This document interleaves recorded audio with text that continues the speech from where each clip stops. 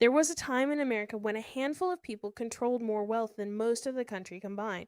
Mark Twain gave that era a name, the Gilded Age, gold on the outside, a very different story underneath, and a lot of people today are asking, are we living through it again?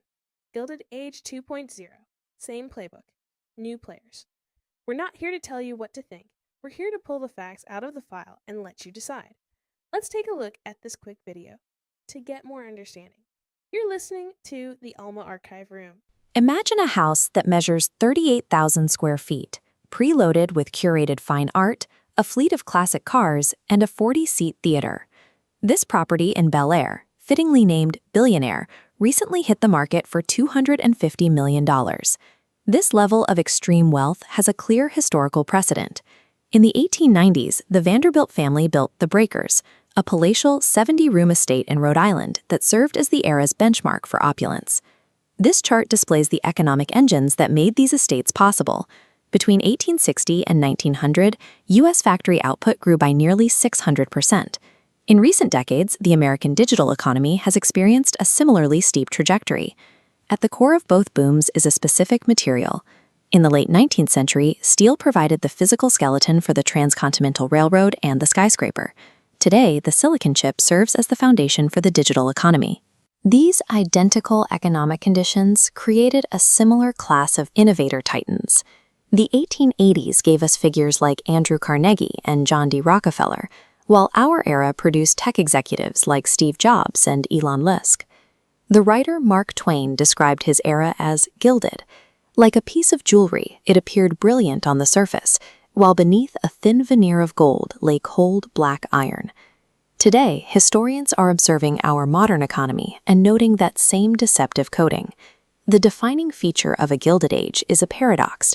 As national wealth reaches record heights, the number of citizens living in poverty rises alongside it. In the 1890s, New York was the wealthiest city in America, yet 2/3 of its residents lived in dangerous tenements. The journalist Jacob Riis documented this reality, showing men crammed in airless, squalid rooms just blocks away from Fifth Avenue mansions. This visualization maps out the math of that era. By 1890, the top 1% of the U.S. population owned 51% of all wealth in the country. That left almost half the nation splitting just over 1% of the remaining resources. If we update this chart with modern financial data, the distribution is virtually identical. The top of the economy has separated from the bottom half, creating the same wealth gap seen over a century ago. When a tiny fraction of the population holds that much capital, they often engage in what is called conspicuous consumption. This practice of buying things specifically to flaunt financial power violated American values that historically prized modesty over European-style aristocracy. Alva Vanderbilt provided a clear example in 1883 when she hosted a lavish costume ball to celebrate her new Fifth Avenue mansion. Guests arrived dressed as European royalty, while police were required to hold back crowds of onlookers. The public anxiety of a Gilded Age centers on the realization that concentrated wealth allows a few individuals to purchase influence and dictate policy. The press recognized this bribery immediately. This 1889 illustration depicts monopolies as bloated money bags looming over politicians. In 2010, the Citizens United decision effectively reopened this entrance for monopolists, allowing corporate money to shape modern political outcomes. When the ultra-rich dictate the rules of a democracy, the promise of upward mobility stops functioning. Historically, that loss of opportunity leads to a severe social fracture. Friction between extreme inequality and a captured political system eventually results in unrest. Between 1880 and 1900, American workers staged nearly 37,000 strikes. Large-scale actions like the Great Uprising of 1877 and the Pullman Strike were responses to starvation wages and often led to deadly clashes with federal troops. We see similar tension today in the waves of teacher strikes and unionizing efforts, where workers are once again demanding livable wages. This economic pressure also contributes to political polarization and anti-immigrant sentiment. Both eras share a history of presidents winning office while losing the popular vote. Polarization often leads to targeted voter suppression.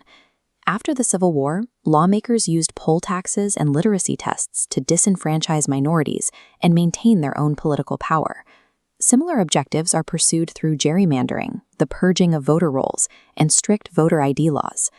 These societal stress fractures, the strikes, the xenophobia, and the voter suppression, they consistently reappear whenever the economic gap between the ultra-wealthy and the rest of the nation reaches this extreme point.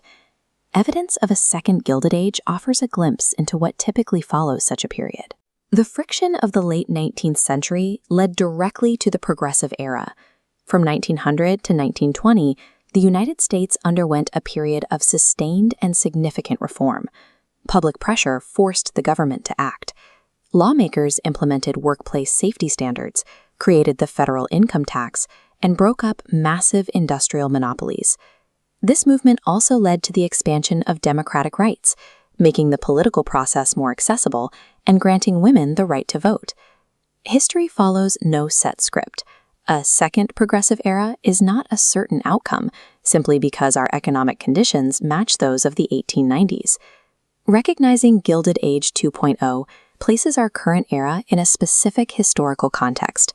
We are sitting in a rare window where significant changes to the American political and economic structure have happened before.